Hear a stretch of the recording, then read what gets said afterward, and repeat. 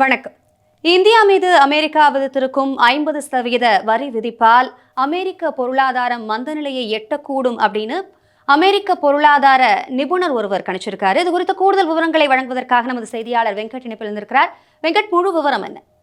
நிச்சயமா அபிராமி. அதாவது இந்தியா ரஷ்யாவிடமிருந்து கச்சா எண்ணெயை வாங்கி உக்ரைன் போருக்கு மறைமுக நிதி உதவி செய்வதாக சொல்லி அமெரிக்க அதிபர் டொனால்டு ட்ரம்ப் இந்தியா மீது 50% வரி விதிப்பை விதிச்சிருக்காரு.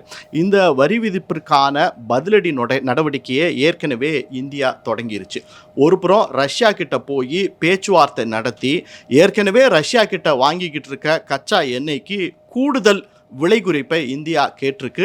ஏறக்குறைய ரஷ்யா அந்த விலை குறைப்பிற்கு ஒத்துக்கொண்டது போல தான் நமக்கு செய்திகள் வந்து கொண்டிருக்கிறன. இதன் மூலமாக ட்ரம்ப் விதித்த அந்த வரியினால் ஏற்படக்கூடிய பொருளாதார சுமைகளை இந்தியா ஓரளவு தாங்கும் அப்படின்ற ஒரு நிலை தான் ஏற்பட போகுது.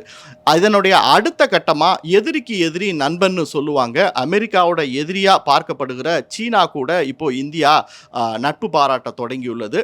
ஏற்கனவே இந்திய வெளியுறவுத்துறை அமைச்சர் ஜெய்சங்கர் தலைமையிலான ஒரு குழு போய் சீன பிரதிநிதிகளோட பேச்சுவார்த்தை நடத்திட்டு வந்தாங்க.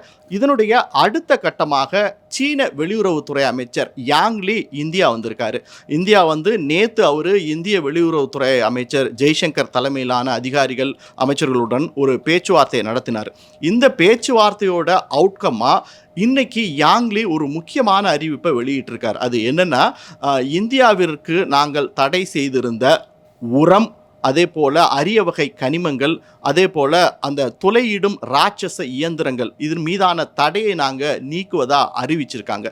இந்த அறிவிப்பு நிச்சயமாக ட்ரம்ப்புக்கு ஒரு பெரிய அதிர்ச்சியை கொடுத்துருக்குன்னே நம்ம நினைக்கிறோம். இது ஒரு புறம் இருக்க, அமெரிக்காவை சேர்ந்த பொருளாதார நிபுணர் ஸ்டிங் ஹாங்கே அப்படிங்கிறவர் என்ன சொல்லியிருக்கார் அப்படின்னா, ட்ரம்ப்போட வரி விதிப்பு, இந்தியா மீதான வரி விதிப்பு நிச்சயமாக அமெரிக்காவுக்கு ஒரு பேக் ஃபயரை கொடுக்க போகுது. அதாவது இந்த அமெரிக்கா விதித்த இந்த வரி விதிப்பு இந்தியர்கள் தலையில் போய் விழப்போறதில்லை, இந்தியர்கள் அந்த வரியை செலுத்த போவதில்லை, மாறாக அது அமெரிக்கர்கள் தலையில் தான் விழப்போகுது.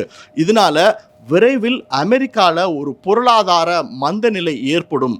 அந்த பாதிப்பு நிச்சயமாக ட்ரம்ப்பை நேரடியாக தாக்கக்கூடும், அது ட்ரம்ப்புக்கு பேக் ஃபயர் ஆகும் அப்படிங்கிற ஒரு விஷயத்தை பதிவு பண்ணியிருக்காரு.